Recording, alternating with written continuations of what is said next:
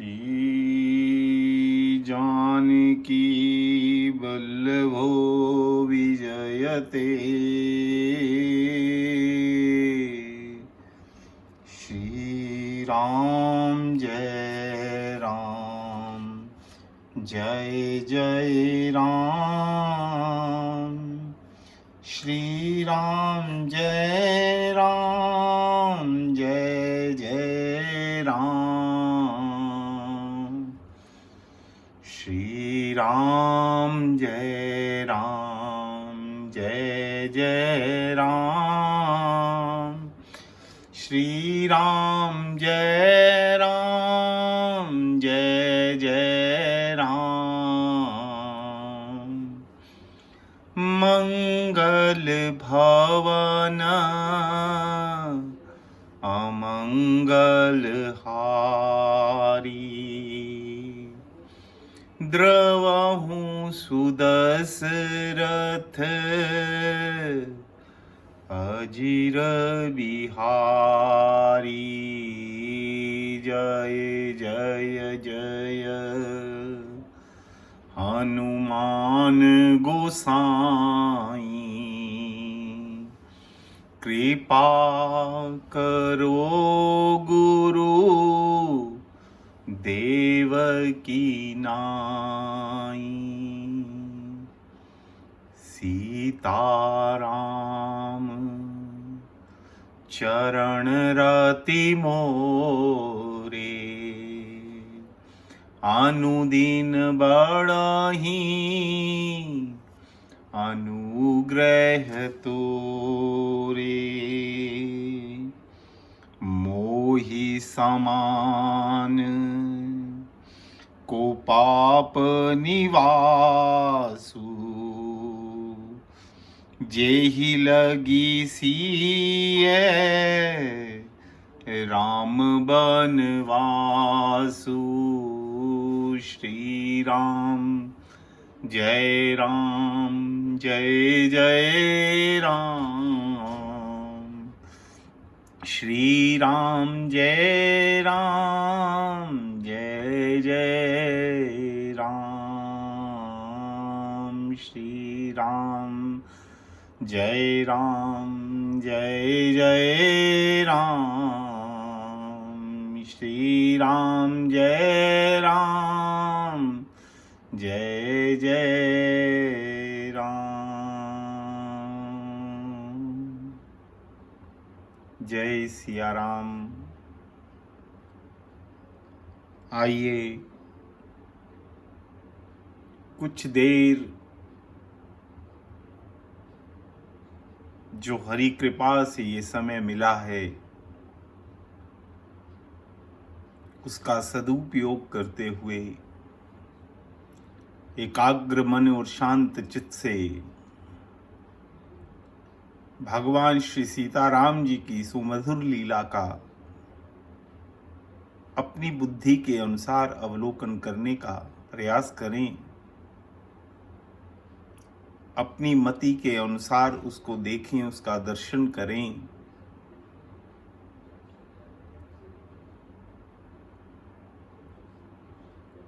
कल जो चर्चा हुई थी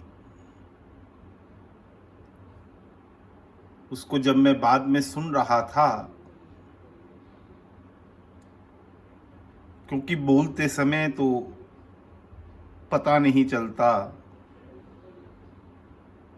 कि गोविंद क्या बुलवा गए, क्या छूट गया, क्या पकड़ा गया।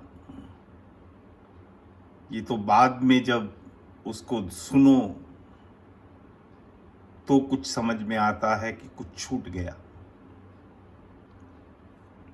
कल की चर्चा में एक चर्चा हमने शुरू की थी, मगर उस चर्चा का समापन नहीं मैं कर पाया, छूट गई वो बीच के अंदर ही। वो यह थी कि तुलसीदास जी बार बार माँ कैकई की निंदा कैकई नंदनी करके कहकर करते हैं कि ये कैकई नरेश की पुत्री है, इसको जन्म से कैकेयी नरेश के विरह से ही दोष मिला है कि ये सात्विक अहंकारी है। तो संतों ने ये प्रश्न उठाया, ये विचार किया कि अगर कैकेयी नरेश के अवगुण जन्म से ही मां कैकेयी को मिल गए, तो श्री भरत जी भी तो कैकेयी नंदन हैं, तो कैकेयी के दोष क्या भरत जी में नहीं गए? उसके लिए हमने दो बातों के ऊपर चर्चा की भी, उसके बाद वो चर्चा बीच में ही छूट गई। एक तो मैंने उस संदर्भ में ये बात कही थी कि जब राम ननिहाल से भरत जी ननिहाल से वापिस आए तो कुछ अवधपुरवासी ऐसी वार्तालाप करते हैं कि वो देखो कैकेयी का बेटा आ गया। इसी के कारण आज अवध अनाथ हुई है। इसके कारण राजा दशरथ का परलोक गमन हो गया। इसके कारण ही प्रभु राम और किशोरी जी वन को चली गई।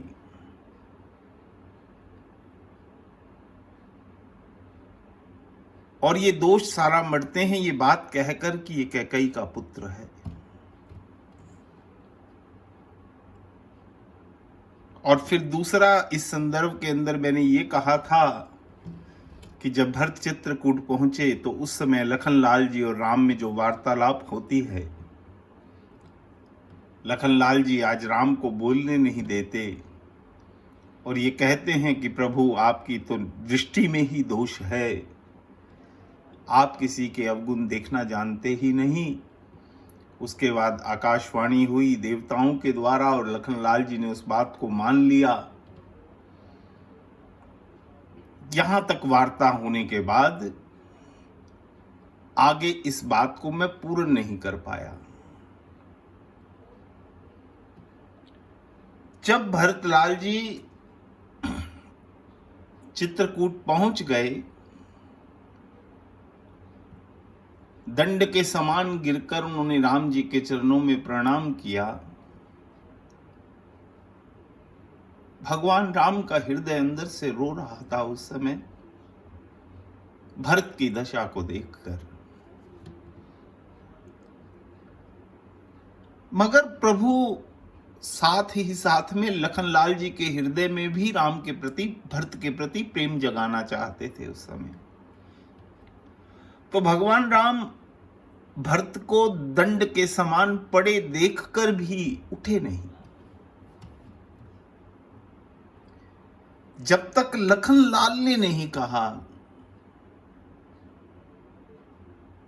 कि भैया भैया भरत आ गए हैं, आपके चरणों में गिरे हुए हैं, बस उन्हीं शब्दों का इंतजार कर रहे थे। फिर तो साहब प्रभु इतनी गति से उठे हैं कि भगवान का पीतांबर कहां गया, धनुष कहां गया, बाण कहां गए, कुछ मालूम ही नहीं। सब कुछ छूट गया और सीधा भरत को उठाकर भगवान ने अपनी छाती से लगा लिया। इस बात की अगर हम चर्चा करेंगे तो ये चर्चा इतनी गहन है कि कई दिन तक जो ये भरत चित्रकूट में रहे हैं, इसके ऊपर संतों ने बहुत चर्चा की है। बहुत प्रसादी है हमारे पास, संतों की बहुत झूठन है, इसके ऊपर कितनी भी चर्चा की जा सकती है। मगर मैं जो बात कर रहा हूं, मैं सीधा उसी बात पर आऊंगा कि क्या मां कैकेयी के दोष भरत में नहीं आए? भरत जी पांवरी लेकर वापस चले गए तो एक दिन लखनलाल जी ने यही प्रश्न भगवान राम से किया। तो भगवान राम उस दिन लखनलाल को समझाते हैं कि कैकेयी के दोष तो हो सकता है जन्म से भरत में आए हों, मगर जो मेरा भरत है वो साधु है, और साधु भी किस प्रवृत्ति का है? भगवान राम ने उस समय शब्द का इस्तेमाल किया कि ये हंस प्रवृत्ति का साधु है, हंस प्रवृत्ति का। और हंस का गुण आप जानते हैं कि हंस केवल गुणग्राही होता है, अवगुणग्राही नहीं होता। अगर कुछ मात्रा में दूध और जल को मिलाकर हंस के आगे रख दिया जाए तो हंस उसमें से दूध पी लेता है, जल छोड़ देता है। इतना गुण है हंस के अंदर। केवल दूध को ग्रहण करता है, जल को छोड़ दिया करता है। तो राम कहते हैं, लखन भरत तो जन्म से हंस है। इसने जन्म लेते ही मां कैकेयी के गुण तो ले लिए, मगर अवगुणों को मां की कोख में ही छोड़ आया। और उसके बाद आज तक जीवन पर्यंत इसने कभी किसी में दोष देखा ही नहीं, कभी किसी में इसने चर्चा ही नहीं की। इसने कभी किसी को पीड़ा देने का प्रयास ही नहीं किया। भगवान राम भरत की भूरी भूरी प्रशंसा करते हैं, भूरी भूरी प्रशंसा। भरत जैसा भाई नहीं हो सकता। राम जैसे पुत्र और युगों में भी हुए, पहले भी हुए और हो सकता है उसके बाद भी हुए हों, मगर भरत जैसा भाई न भूतो न भविष्यति। भरत प्रेम की मूर्ति है, प्रेम की, उसमें प्रेम के सिवा कुछ है ही नहीं। भरत जी का जो श्री विग्रह, जो शरीर है, उसमें हड्डी मांस मज्जा नहीं है।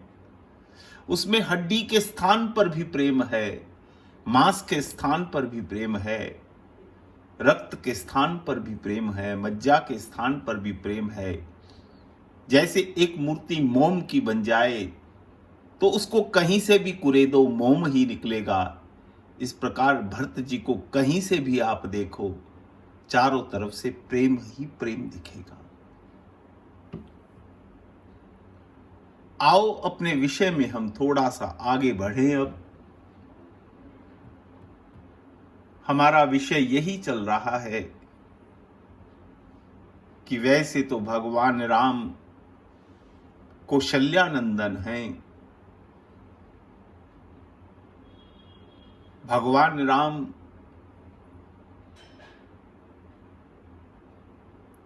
जिसने मनु और शत्रुपा को जो वरदान दिया था, वही मनु और शत्रुपा दशरथ और कौशल्या के रूप में प्रकट हुए हैं। उस वरदान को पूरा करते हुए मां कौशल्या के गर्भ से, देखो तुलसी का राम तो गर्भ में आया है। कोई लोग कुछ कहते रहे कि भगवान गर्भ में नहीं आते, भगवान प्रकट होते हैं, मगर तुलसी का राम तो गजा दिन ते हरि गर्भ ही आए। हालांकि प्रकट शब्द का इस्तेमाल भी तुलसीदास जी ने किया, भय प्रकट कृपाला दीन दयाला कौशल्या हितकारी। मगर तुलसीदास जी ने भगवान को मां कौशल्या के गर्भ में प्रवेश करवाया है। मां कौशल्या के गर्भ से भगवान प्रकट हुए, मगर वो भ्रमर की तरह हर समय मां कैकेयी के चारों तरफ मंडराते रहते हैं। इतना प्रेम करते हैं मां कैकेयी से।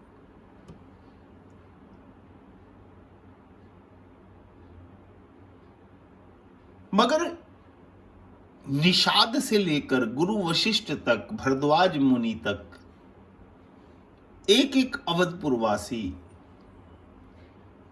सभी मां कैकेयी की निंदा करते हैं, सभी मां कैकेयी की निंदा करते, भरत सहित। कैकेयी की निंदा अगर नहीं की तो केवल दो लोगों ने नहीं की, उन्होंने प्रशंसा की कैकेयी की, एक भगवान राम और एक लखनलाल जी, बस।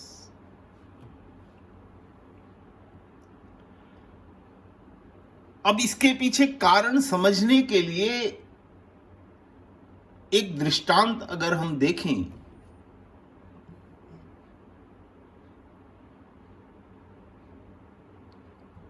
अगर हम ये सब सोचें कि ये सब प्रभु की एक लीला थी, ये सब एक नाटक हो रहा था,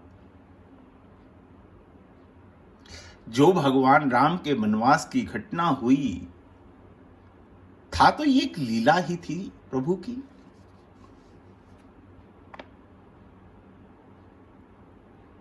इसमें तो कहीं कोई असत्य है ही नहीं। मगर कथा सुनने वाला और कथा देखने वाला, लीला को देखने वाला अगर यही समझेगा कि ये नाटक ही है, तो उससे फिर कोई शिक्षा नहीं मिल पाएगी। एक मंच के ऊपर एक बहुत सुंदर नाटक हो रहा है, बहुत सुंदर नाटक हो रहा है। उसमें कुछ पात्र एक अच्छे कैरेक्टर का रोल कर रहे हैं और कुछ पात्र बुरे कैरेक्टर का रोल कर रहे हैं, मगर सबकी मनोभाव ऐसा है, इतना अपने अपने कैरेक्टर को वो जी रहे हैं, इतना अच्छे से निभा रहे हैं कि सामने वाला जो दर्शक बैठे हैं वो उसमें खो जाते हैं। किसी चोर ने चोरी की, नाटक चल रहा है, सब जानते हैं कि नाटक चल रहा है, मंच के ऊपर नाटक चल रहा है, मगर चोर ने चोरी की, न्यायालय में गया, न्यायाधीश ने उसको सजा दी। अगर सामने वाले जो देख रहे हैं उनके ये मन में यह देखकर चोर के प्रति ग्लानि ना उत्पन्न हो और उनके मन में ये भय अगर उत्पन्न ना हो कि अगर चोरी करता है कोई जीव तो उसको सजा भी हो सकती है, तो नाटक का कोई फायदा नहीं होगा भैया। एक नाटक का, एक फिल्म का, एक लीला का फायदा तभी तो होगा, उसके जो पात्र हैं वो इतनी बखूबी उसका रोल निभाते हैं कि सामने वाला उसमें खो जाता है, खो जाता है। उस पात्रता को जीना, जो उस नाट्य का रूपांतर कर रहा है, वो जो रोल निभा रहा है, जिसने अच्छा वही कॉस्ट्यूम पहना है, उसी प्रकार के डायलॉग बोल रहा है, मगर वो बोल ऐसे मनोभाव से रहा है कि सामने वाले को वो सत्यता नजर आती है, सत्य, ये जानते हुए भी कि ये नाटक है, फिर भी सामने वाला उसमें खो जाता है, बह जाता है। और जिन्होंने एक बुरे कैरेक्टर का रोल अदा किया है, उसको सामने वाले दर्शक एक घृणा की दृष्टि से देखने लगते हैं। यही उस नाटक के पीछे जो बैठा उसका सूत्रधार है, जो डायरेक्टर है, निर्देशक है, यही उसका उद्देश्य है कि सामने वाला आदमी इसमें खो जाए, कुछ देर के लिए इसको अपने जीवन में उतार ले। उसका लक्ष्य ही एक है। और जब वो देखता है कि सामने वाली दुनिया पर्दे के पीछे से वो सब देख रहा है कि देखने वालों की मनोदशा इस समय क्या है, उनके चेहरे का भाव क्या है, जब वो देखता है कि जैसा वो चाहता था वैसा ही दर्शकों का हाव भाव है, तो बहुत प्रसन्न होता है। और जब वो पात्र अपना अपना रोल निभाकर पर्दे के पीछे जाते हैं, तो वो निर्देशक, वो डायरेक्टर उनको गले लगा लेता है कि वाह, क्या तूने कितना सुंदर कार्य किया है, कितना सुंदर कार्य किया, उनको इनाम देता है। इसी प्रकार अगर हम इस राम वनवास की लीला को, जो कैकई मंथरा संवाद है, जो कैकई के अंदर रोग उत्पन्न हुआ, कैकई ने राजा दशरथ से 2 वर मांग लिए, भगवान राम वनवास को चले गए, भरत जी को इतनी गलानी हुई अपने मां के प्रति, ये सब जो इतनी बढ़िया हर पात्र ने अपना अपना रोल निभाया कि आज तक युगों युग बीत गए, मगर आज तक हमारे मन में कैकेयी और मंथरा के प्रति घृणा समाप्त नहीं हुई।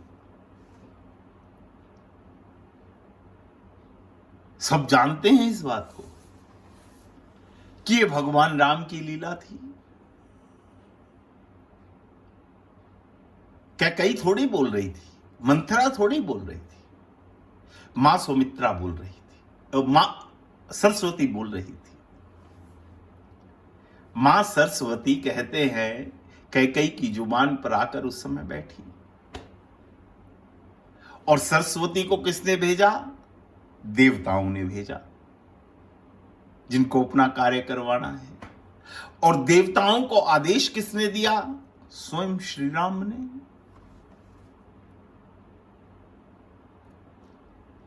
यानी कहानी शुरू राम से ही होती है, सबके पीछे राम ही है।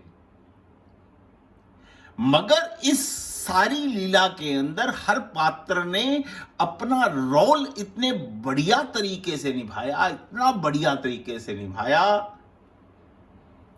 कि आज तक युगों युग बीतने के बाद भी आज तक हम कैकेयी को उसी दृष्टि से देख रहे हैं, मंथरा को उसी दृष्टि से देख रहे हैं। गलानी जो होती है ना जीवन के अंदर, किसी व्यक्ति के प्रति बैठ जाए, वो साहब जल्दी नहीं जाती।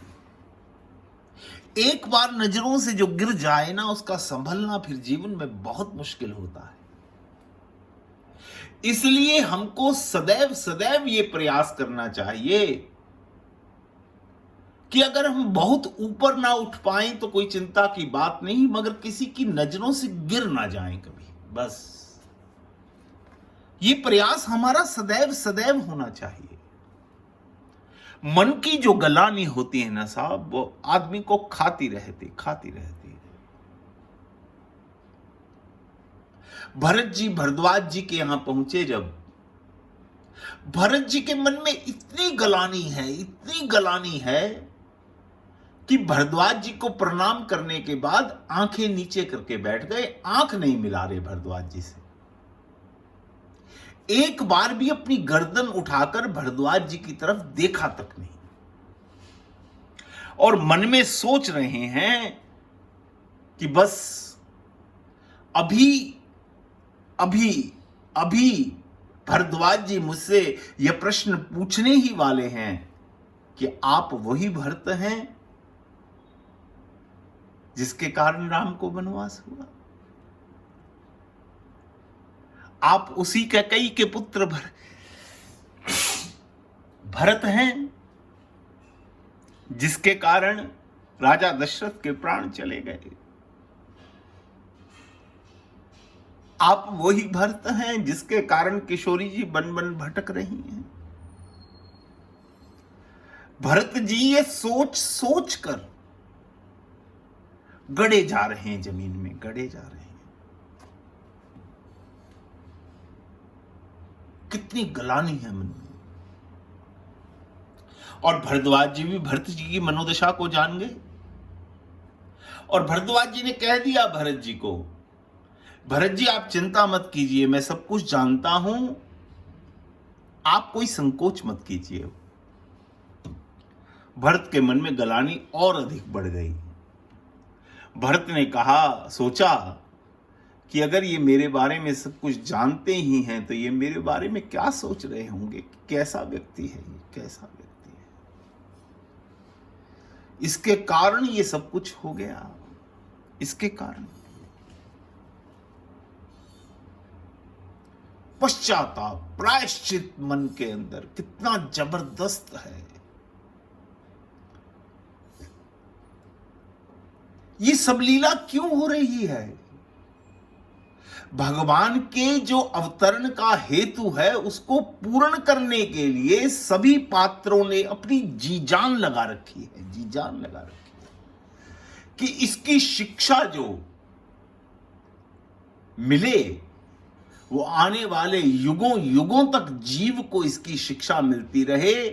और देखो भगवान राम कब आए थे, ये समय तो मुझे नहीं मालूम। त्रेता में आए थे, कितना समय बीत गया, कितना नहीं, कितना काल हो गया, मैं नहीं जानता। मगर आज भी राम प्रत्येक मानव जाति के लिए आदर्श हैं, आदर्श हैं।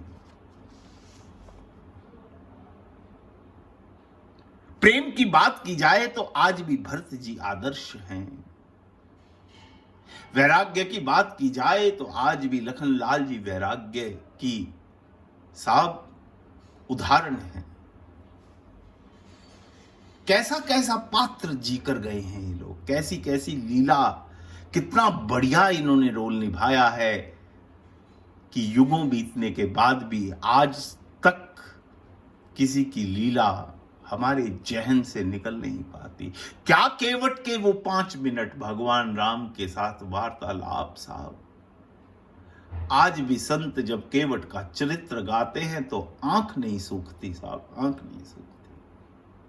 क्या भगवान राम के वो 2 मिनट का सानिध्य है अहिल्या के साथ साहब। जब संत अहिल्या का वो जो भगवान राम ने तारा है जो सुनाते हैं, उनकी वाणी अवरुद्ध हो जाती है।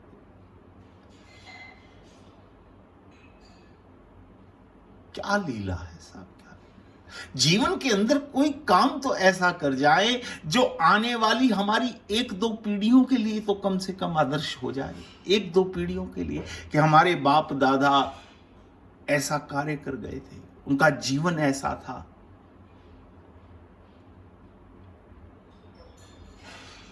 हम आज तक ऐसा कोई काम ही नहीं कर पाए, अच्छा जो हमको खुद को ही याद हो। आने वाली पीढ़ियों की तो बात ही छोड़ो साहब,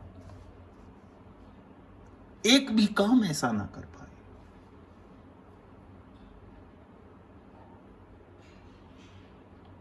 भरत जी का चरित्र साहब, और बात ये ध्यान में सदैव रखना, हम भरत के चरित्र को बार बार बहुत महिमा मंडित करते हैं, मगर इस बात को याद रखना कि भरत ने कैकेयी की कोख से जन्म लिया है।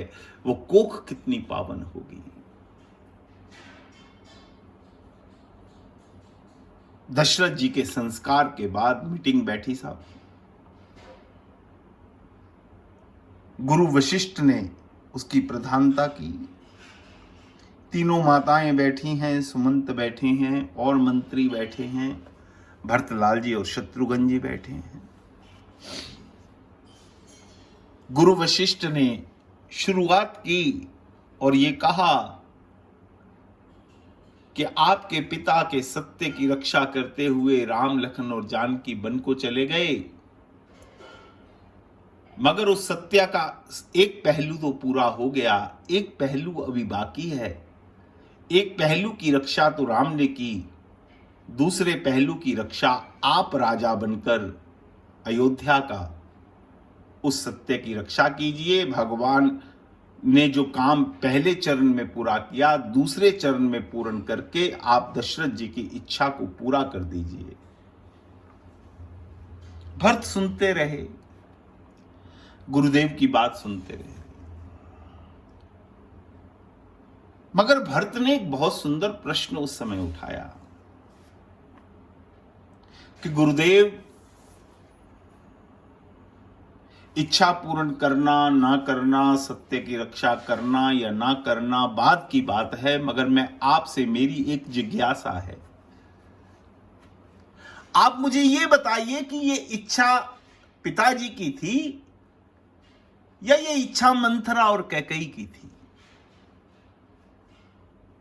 अगर मैं अवध का राजा बन जाता हूं तो इच्छा पिताजी की पूरी होगी या इच्छा कैकेयी और मंथरा की पूरी होगी? गुरुदेव के पास कोई जवाब नहीं था इस बात का, मगर गुरुदेव ने कहा कि भरत, बस मैं आपको इतनी बात कहना चाहता हूं कि आप अयोध्या का राज्य संभालिए, 14 वर्ष बाद जब राम वापिस आएंगे तो आप राम को लौटा देना। और सभी मंत्रियों और माताओं से भी इस बात के बारे में गुरु वशिष्ठ ने पूछना चाहा कि आपका क्या विचार है। मंत्री थोड़े संसारी थे, जैसे गुरु वशिष्ठ ने तो स्पष्ट कह दिया कि जब 14 वर्ष बाद राम आएंगे तो आप उनको संभला देना। मंत्रियों ने सोचा पता नहीं उस समय भरत दें ना दें, क्या करें क्या ना करें। उन्होंने ये बात जोड़ दी, उन्होंने ये कहा कि 14 वर्ष बाद जब राम आएंगे आप दोनों भाई बैठकर आपस में विचार कर लेना, जैसे आपका विचार बने वैसे कर लेना।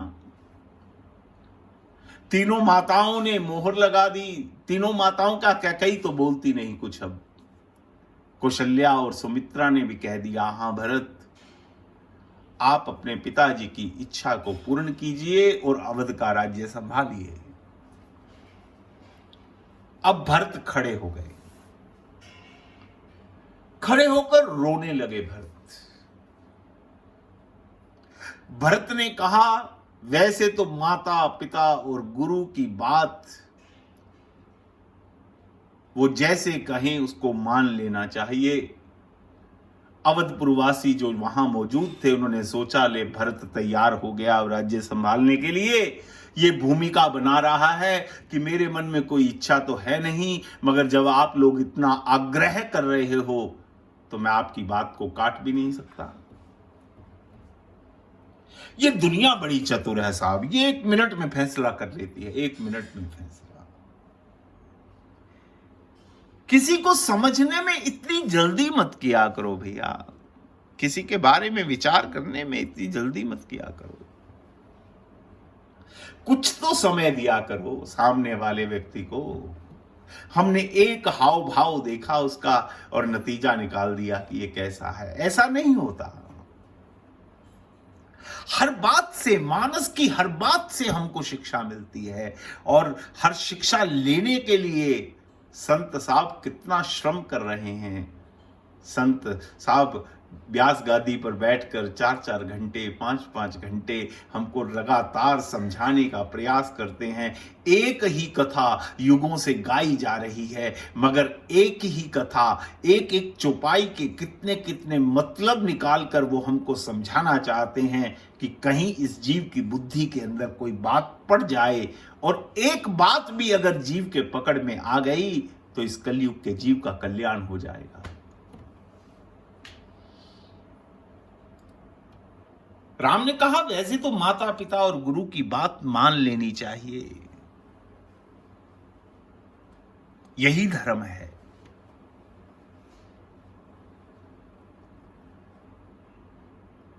मगर मुझे ऐसा नजर आता है कि अगर मैं अवध के ऊपर, अवध के राज्य सिंहासन पर बैठ जाता हूं तो पिताजी के सत्य की रक्षा नहीं होगी, कैकेयी के सत्य की रक्षा होगी, और भरत से ये अधर्म नहीं होगा। ये अधर्म भरत नहीं करेगा कि कैकेयी और मंथरा के सत्य की रक्षा कर दे, क्योंकि ये सत्य मेरे पिताश्री का है ही नहीं। मेरे पिता की इच्छा तो राम को युवराज बनाने की थी, ये इच्छा तो मेरे भाई, मेरे पिता के ऊपर थोपी गई है मां कैकेयी के द्वारा। तो ये सत्य कैकेयी का हुआ, और मैं भरत कभी कैकेयी के सत्य को पूर्ण नहीं होने दूंगा, नहीं होने दूंगा। सारी सभा फिर बिलबिला उठी। गुरु वशिष्ठ कई तरह के तर्क देकर फिर भरत को समझाने लगे, सभी मंत्रीगण समझाने लगे, मां कौशल्या और मां सुमित्रा समझाने लगी।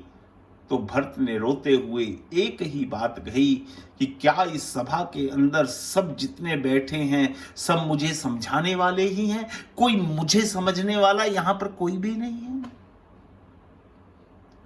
आपने जो मुझे समझाया मैं समझ गया, मगर मुझे भी तो समझो। आप सब लोगों की बात मैं अकेला समझ रहा हूं, और मेरे अकेले की मनों की दशा आपको इतने लोगों में से किसी को समझ ही नहीं आ रही कि भरत क्या चाहता है। देखो भक्त की भावना देखो। इसलिए राम कहते हैं कि भरत हंस है, भरत गुणग्राही है। भरत केवल गुणों का चयन करता है, कुसंग का उसके ऊपर कोई असर नहीं होता। मां के खून का देखो, ये प्राय प्राय होता है कि मां बाप के खून का असर बच्चे पे आता है, मगर अपवाद तो हर जगह होते हैं ना। भरत अपवाद है, भरत इस बात का अपवाद है।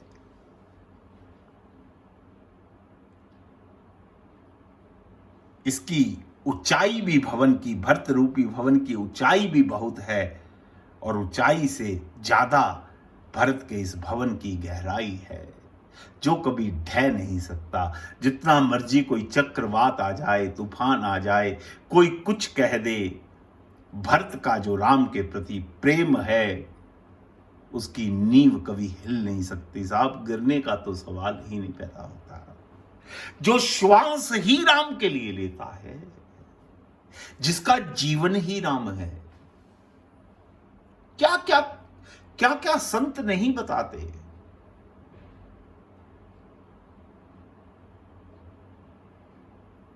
ये वो नहीं है जो मां कैकई की तरह 1 मिनट में रिश्ता बदल दे। ये वो नहीं है। जो मंथरा कल तक कैकई की दासी थी, दासी ही तो थी। क्या आप समझते हो कि मंथरा कैकई की बहुत हितैषी है? नहीं, वो कौशल्या की दुश्मन है, मगर कैकई की भी वो शुभ चिंतक नहीं है भैया, नहीं है। धर्म की दुहाई देती है। देखो, अधर्मी व्यक्ति जब दुहाई देगा, धर्म की देगा। सबसे अधिक झूठ बोलने वाला बार बार बार बार सत्य की दुहाई देगा। जो व्यक्ति ज्यादा सुगंध उठाता है ना, ज्यादा साक्षी करता है भगवान को, तो समझ लेना ये कपटी है, झूठा है। आप पूरी रामायण पढ़ लीजिए, जितनी धर्म और सत्य के ऊपर चर्चा कैकई और दशरथ की कोप भवन के भीतर हो गई, पूरी मानस में नहीं हुई। कैकई ने सत्य और धर्म का इतनी इतनी व्याख्या की उस समय दशरथ के आगे कि हद कर दी, हद कर दी। पूरा सूर्य वंश गिनवा दिया। रघुकुल रीत सदा चली आई, प्राण जाए पर वचन न जाई। क्या क्या नहीं याद करवाया, सब सब सब कुछ याद करवा दिया। बार बार सत्य धर्म की शिक्षा दशरथ को बता रही है। दशरथ कहते हैं कि मेरा राम तो साधु है, तो कहीं कहती मैं कौन सा उससे बुरा काम करवा रही हूं। कोई वन में तप करने ही तो भेज रही हूं, साधु का काम तप करना ही तो होता है। कितने तर्क वितर्क कई करती है, धर्म का सहारा लेकर, सत्य का सहारा लेकर, सत्य की उदाहरण देकर, धर्म की उदाहरण देकर। अधर्मी व्यक्ति ज्यादा धर्म की उदाहरण देता है, झूठा व्यक्ति ज्यादा सत्य को साक्षी बार बार करता है। अगर गलती से एक नोट आपके पास नकली आ जाए तो भैया उसको अगर आप चलाना चाहते हैं तो असली कहकर चलाते हो कि ये तो असली असली नोटों में उसको मिला देते हो। इसी प्रकार के कई जो आज अपना चला रही है ना झूठ, वो धर्म की आड़ के अंदर चला रही है, धर्म की सत्य की आड़ में चला रही है। हम बात कर रहे थे कि रिश्ते कैसे बदलते हैं। मंथरा है तो कैकई की दासी, मगर आज एक कुशल वक्ता बनकर मंथरा ने कथा सुना दी साहब कैकई को, और उस कथा का क्या प्रभाव पड़ा। संत कहते हैं आज ऐसे लग रहा है कि जो कुछ क्षण पहले तक मंथरा दासी थी, वो मंथरा की गुरु हो गई। कैकई ने तो मंथरा से दीक्षा ले ली। जो अभी तक कैकई को बुरा भला कह रही थी, तू तो घर फोड़ी है, वही कैकई को कहती है मैं जानती हूं मंथरा, तेरे से अधिक मेरा भला सोचने वाला अवध में है ही कौन। देखो, अच्छा तू मुझे बता अब क्या क्या करना है। जैसे शिष्य गुरु से पूछता है ना, जब कोई दीक्षा बनाता है, लेता है गुरु से, तो फिर उसके सारे रंग ढंग शिष्य एक बार तो कोशिश करता है कि गुरु के सारे रंग ढंग मैं अपना लूं। और मंथरा तो चाहती ये थी। मंथरा ने सुंदर सुंदर वस्त्र कैकेयी के देखे। पहला प्रस्ताव तो यही रख दिया कि ये बात पूरी करने के लिए वस्त्र उतारने पड़ेंगे महारानी, ये वस्त्र उतारने, ये आभूषण उतारने पड़ेंगे। जैसे मैंने मोटे वस्त्र पहने हैं ना, वैसे मोटे वस्त्र पहन। उस समय तक तो कैकेयी पलंग पर बैठी थी, मंथरा जमीन पर बैठी थी और मन में बैठे बैठे विचार कर रही थी कि आज तक तूने मेरी बहुत मजाक उड़ाई है, तूने लक्ष्मण के द्वारा मेरा बहुत शासन करवाया है। जिस जमीन पर आज मैं बैठी हूं, अगर कैकेयी कुछ देर में ही तुझे जमीन पर ना ले आई तो मेरा नाम भी मंथरा नहीं। मंथरा ने कैकेयी को कहा, इस पलंग पर बैठकर बात नहीं बनेगी, ये वस्त्र, रेशमी वस्त्र, ये आभूषण उतारने पड़ेंगे, मेरी तरह मोटे वस्त्र पहनने पड़ेंगे और कोप भवन में जाना पड़ेगा। जब दशरथ कोप भवन में आते हैं तो तुलसीदास जी को लिखना पड़ा कि कैकेयी जमीन पर पड़ी है, जमीन पर। और मंथरा के मन की आज सब कामनाएं पूर्ण हो गई। ये बहुत बड़ी महारानी बनी फिरती थी, मैंने भी आज इसको जमीन पर ला दिया। देखो, बुरे व्यक्ति की पहचान ये है, उसकी प्रसन्नता दूसरे को पीड़ा देने में है, दूसरे को कष्ट देने में है। कितनी बड़ी दुहाई देती है मंथरा कैकेयी को कि महारानी, आप बार बार मुझे डांट रही हो, आप ये बताओ कि युवराज राम बने या युवराज भरत बने, मुझे क्या फर्क पड़ता है, मुझे क्या मिल जाएगा। अगर भरत युवराज बन भी जाए तो मुझे क्या मिल जाएगा, मैं तो अपना धर्म निभा रही हूं। कैकेयी ने पूछा, अच्छा मंथरा, तू कौन सा धर्म निभा रही है। मंथरा कहती, महारानी, मैंने आपका नमक खाया है और मैं नमक हराम नहीं करना चाहती। देखो कैसे कैसे धर्म की दुहाई दे रही है। मैं जानती हूं, आपका भविष्य देख रही हूं, आप तो बड़ी भोली हैं, आप जानते नहीं कि एक सोतन और सोतन का पुत्र क्या दुख दे सकता है। साहब, दासी से गुरु हो गई, गुरु हो गई।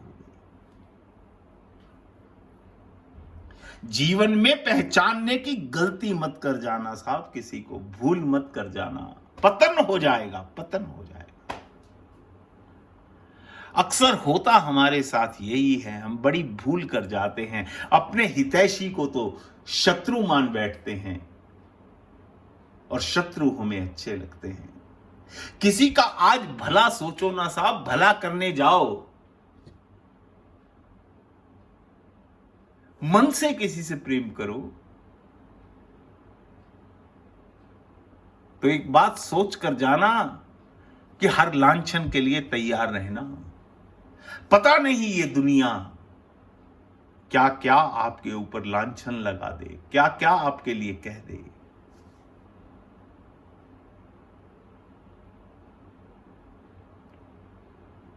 आप तो मन से, वचन से, कर्म से,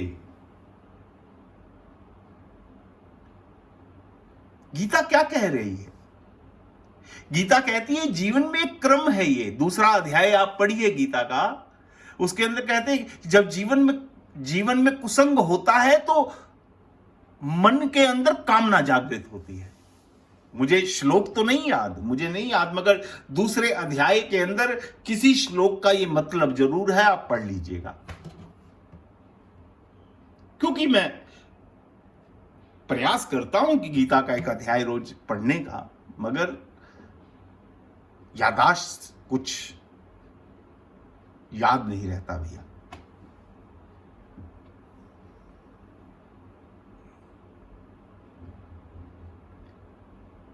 तो मन के अंदर जब कुसंग कोई होता है तो मन के अंदर पहले कामना जागती है।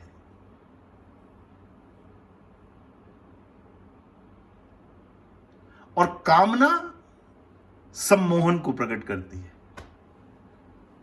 और सम्मोहन से व्यक्ति के अंदर क्रोध उत्पन्न होता है। ये क्रम है जो भगवान कृष्ण अर्जुन को समझा रहे हैं। साहब, जो गीता है ना, भगवान मानस जो है, वो भगवान राम कृष्ण ने जो गीता में कहा है ना, भगवान राम ने पहले त्रेता युग में करके दिखाया है, तो कृष्ण ने द्वापर में कहा है। मानस और गीता, आप गीता के किसी भी श्लोक की तुलना मानस में कर सकते हैं। हर बात का जवाब मानस में से मिलेगा आपको। आप कभी भी कोई भी श्लोक, ये नहीं कि कोई छांट कर, जहां से गीता का कोई भी पेज खुले और जो दृष्टि आपकी पहले जिस श्लोक पर पड़े, उस श्लोक को लेकर बैठ जाना, उसका जवाब मानस के अंदर 500% मिलेगा। 500%, क्योंकि भगवान राम, दुनिया तो साहब कहती ही कहती है, करे ना करे वो बात की बात है, मगर भगवान पहले खुद करते हैं, तब उपदेश देते हैं, तब कहते हैं। पहले राम के रूप के अंदर जिया है गीता को, फिर कृष्ण के रूप में गीता को उपदेशित किया है, कहा है अर्जुन को। तो हम उस दूसरे अध्याय के श्लोक की बात कर रहे थे कि कुसंग से पहले मन के अंदर कामना उत्पन्न होती है, कामना से सम्मोहन होता है, और सम्मोहन से फिर क्रोध आता है। कैकेयी की इस घटना के अंदर आप देख लो, कैकेयी का मंथरा से पहले कुसंग हुआ, कुसंग से राज्य की कामना उत्पन्न हुई, फिर सम्मोहन हुआ। सम्मोहन क्या होता है, ये थोड़ा समझने की बात है। सम्मोहन होता है कि बुद्धि का इतना बिगड़ जाना कि आदमी को असलियत तो नकली नजर आए और नकली असल नजर आए, उसको सम्मोहन कहते हैं। जैसे भगवान राम आज तक इतने लाडले थे, जो कैकेयी विधाता से ये प्रार्थना बार बार करती थी कि अगले जन्म में राम मेरी कोख से उत्पन्न होने चाहिए। मनसा वाचा कर्मणा राम को भरत से अधिक नजदीक मानती थी कैकेयी, मानती थी। मगर एक कामना ने ऐसा सम्मोहन प्रकट किया, असल नकल में बदल गया साहब। एक क्षण में वही राम बैरी नजर आने लग गया।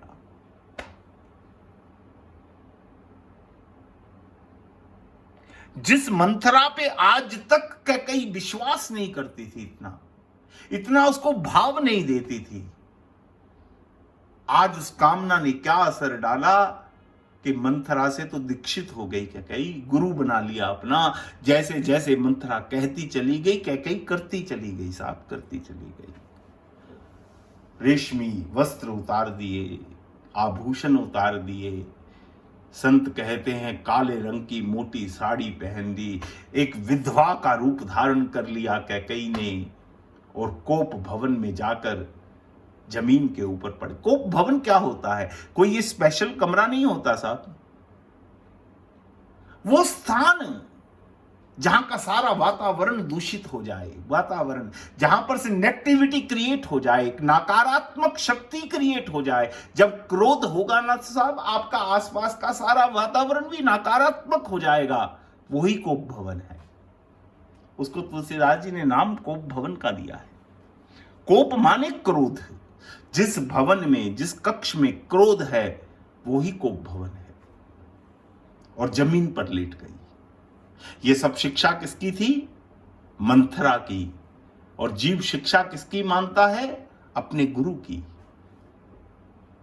यानी कैकेयी ने कितना सम्मोहन हो गया बुद्धि में कि जो राम अपना था उसको बेगाना कर दिया, और जो मंथरा आज तक कुछ भी नहीं थी, वो सब कुछ हो गई।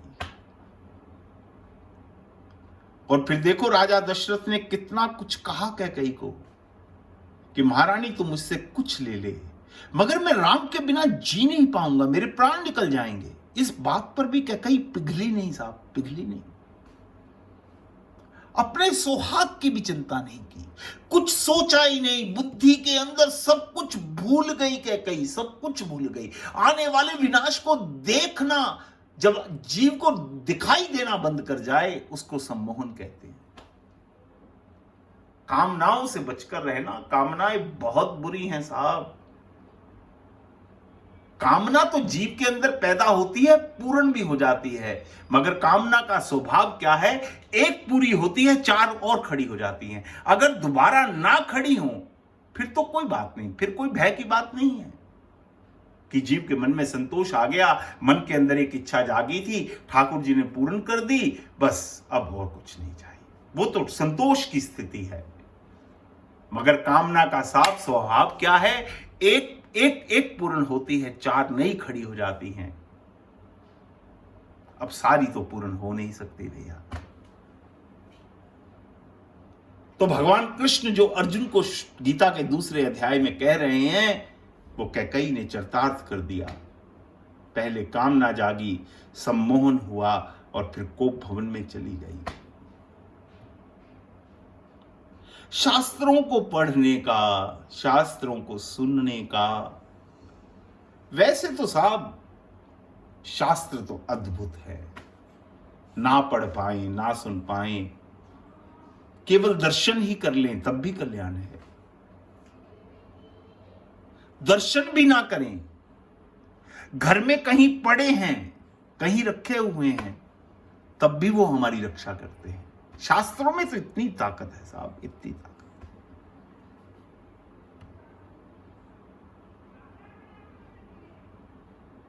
मगर जीवन प्रगतिशील होना चाहिए, जीवन में आगे बढ़ना चाहिए, नित्य प्रतिदिन थोड़ी आगे की यात्रा करनी चाहिए हर जीव को। कुछ तो संकल्प हो जीवन में। दुकान पर जाने का समय 10 बजे का है, हमने कभी 10:15 नहीं होने दिए साहब। ये तो भगवान ने रात बना दी, नहीं तो जीव तो साहब इतनी भूख है कि दिन रात साहब थके ना, उसको ना भूख लगे ना नींद आए। पूरी रात अगर ग्राहक आता रहे तो आप बैठे रहो, आपको ना नींद आएगी ना भूख लगेगी। इतनी रुचि है हमारी, इतनी रुचि है, इतना हमारा लोभ वृत्ति है साहब। अभी ये जब कोरोना शुरू हुआ ना, अब तो साहब बहुत से लोग कोरोना भूल गए। शुरू हुआ, हमारे मिलने वाले बहुत करीब, उन्होंने फेसबुक पे एक मैसेज डाला कि सुना था कि मरने के बाद जीव का सब कुछ रह जाता है यहां पर, मुझे तो लग रहा है जीते जी रह जाएगा। मैंने पढ़कर सोचा यार देखो क्या बुद्धि है जीव की। दुनिया मरे जा रही है, इस समय में भी इतना लोभ, इतना मन के अंदर कामना।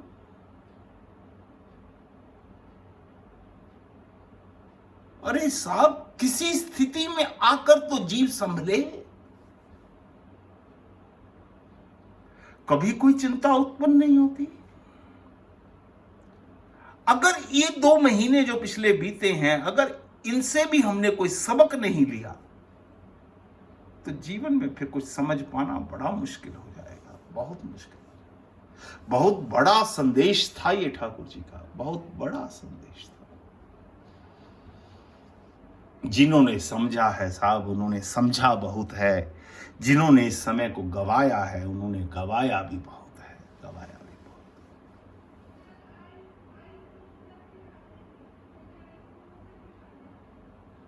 विचार करते रहा करो, मंथन करते रहा करो, पहचानने में गलती ना हो, कहीं हम कैकई जैसी गलती ना कर बैठे। देखो कैकई की एक गलती से भरत जैसे संत को कितनी गलानी सहनी पड़ी। उसके जीवन में गलानी तो एक ही है ना। देखो कितना बड़ा प्रश्न है उसके मन में। उसने गुरु वशिष्ठ से सभा में कहा कि गुरुदेव इसका कारण तो मैं ही हूं ना, जो कैकई ने किया है। कैकेयी ने ये सोचा ही होगा ना कि मैं भरत के लिए राज्य मांगूंगी और भरत आकर सिंहासन पर बैठ जाएंगे।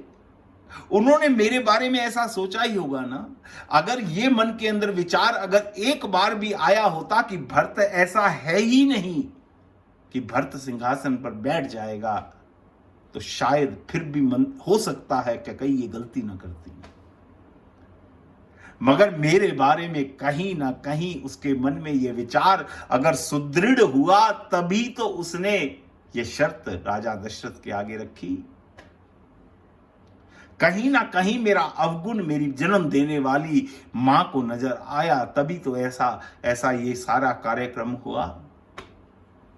इस सब कलेश की जड़ केवल और केवल मैं हूं, भरत कहता है।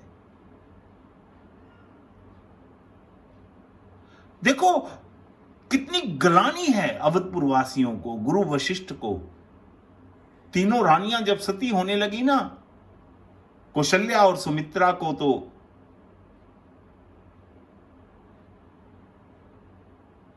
और मां कैकेयी को, तीनों को गुरु वशिष्ठ की तरफ से तो आज्ञा हो गई थी कि आप चाहो तो सती हो सकती हैं, क्योंकि सती होने की हमारे इस सनातन धर्म में बड़ी महिमा थी। मगर भरत पहले मां कौशल्या के पास गए कि मां, मेरे जीवन में कितनी गलानी है। मेरे कारण भैया और भाभी वनवास चले गए, पिताजी का परलोक गमन हो गया, मैं पहले ही बहुत गलानी में हूं, क्या आप मेरी मां नहीं हैं? कौशल्या ने कहा, भरत कैसी बात करता है, तू मुझे राम से भी बढ़कर है, तो मां मेरा एक काम नहीं करोगी? आप तो सती हो जाओगी, आपके जाने की भी जो गलानी होगी वो मेरे हृदय के ऊपर और बोझ को बढ़ाएगी। आप तो कम से कम मेरा बोझ कम कीजिए। आप तो इस प्रस्ताव के ऊपर, मां कौशल्या ने उसी समय हां कर दी कि ठीक है भरत, मैं अपना बाकी जीवन राम की इंतजार में गुजार दूंगी। फिर मां सुमित्रा के पास गए। मां सुमित्रा को कहा कि मां,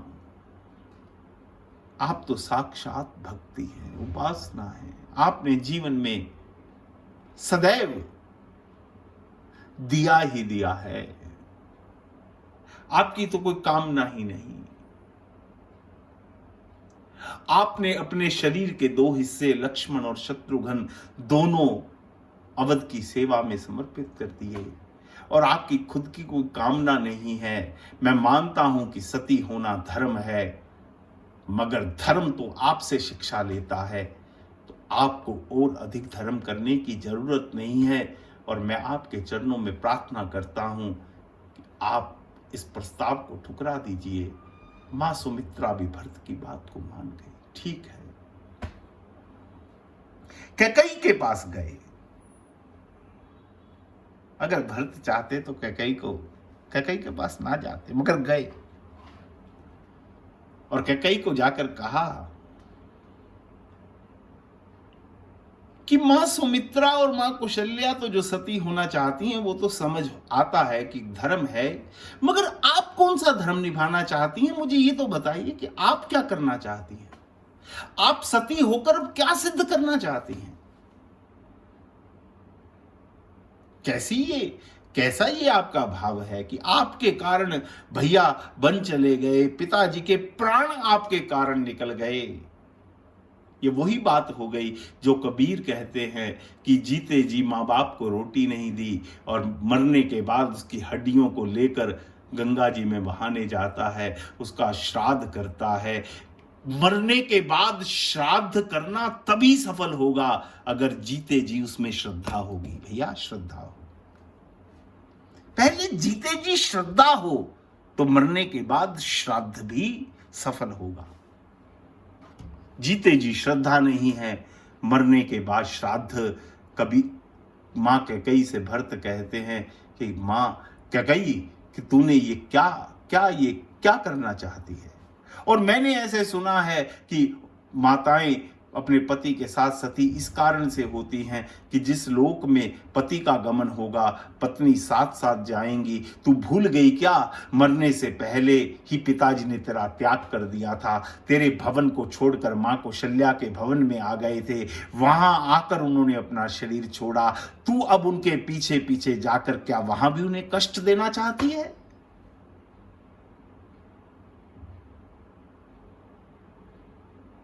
कैकेयी को बहुत गलानी है, बहुत। पिता के साथ तू सती होने की तेरे को जरूरत नहीं है। अगर तुझे जलना ही है तो तू प्रायश्चित की अग्नि में जल, पूरी जिंदगी जल, तब तेरा सतीत्व साहब कुछ सफल हो सकता है। तू तो प्रायश्चित की अग्नि में जल। भरत इतनी बात कहकर कैकेयी को वापिस आ गए, पिता की सब क्रियाक्रम पूर्ण करते हैं और कैकेयी उस गलानी के अंदर प्रायश्चित की अग्नि के अंदर जले जा रही है, आंसू बहे जा रहे हैं। एक आंसू अपने पश्चाताप का बहा रही हैं और एक आंख से आंसू राम के प्रेम के लिए साफ बहा रही हैं कि मैंने राम जैसे पुत्र के साथ क्या कर दिया, क्या कर दिया। क्योंकि कैकेयी राम से बहुत प्रेम करती है, बहुत प्रेम करती है। ये तो कुछ घड़ी के कुसंग ने साहब सब कुछ बिगाड़ दिया। इसलिए भैया राम सबके प्रिय हैं, सबके प्रिय हैं। कोई जीव ऐसा है ही नहीं जो राम के प्रेम से बच पाए। नहीं बच सकता साहब, नहीं बच सकता। इसलिए बस प्रेम कीजिए, प्रेम। राम के मायने मेरे वही हैं। राम का राम है, पिछला म माधव है और बीच में जो आ की मात्रा है वो शिव है। यानी किसी से भी आप प्रेम करो वो राम ही है, वो कृष्ण ही है। बस भेद मत पैदा कर लेना, मन में कोई भेद मत पैदा कर। भाई इस लाइन के अंदर, इस राह के अंदर, इस पथ के अंदर भेद के लिए कोई स्थान नहीं है, कोई स्थान नहीं। किसी भी प्रकार का मन में भेद नहीं उत्पन्न होना चाहिए, संशय नहीं उत्पन्न होना चाहिए। हर बात मन से स्पष्ट होनी चाहिए। बस भैया अपना ध्यान रखिएगा, अपने स्वास्थ्य का, अपने समाज का, अपने परिवार का, पूरे विश्व के ऊपर। वैसे तो लोग भूल गए हैं मगर कष्ट अभी कम नहीं हुआ है, कम नहीं हुआ। आंकड़े दिन प्रतिदिन बढ़ रहे हैं। भगवान सब पर कृपा करें, पूरा विश्व जल्दी ही स्वस्थ हो जाए। बस इसी कामना के साथ आप भी प्रार्थना कीजिए, मैं भी प्रार्थना करूं। शायद किसी की वो सुन ले। चींटी के पग नूपुर बाजे, वो भी साहिब सुनता है, हमारी भी सुनेगा। पुकारते रहिए, बस पुकारते रहिए। इसी कामना के साथ आपके चरणों में मेरा प्रणाम, मेरी आपको जय सिया राम।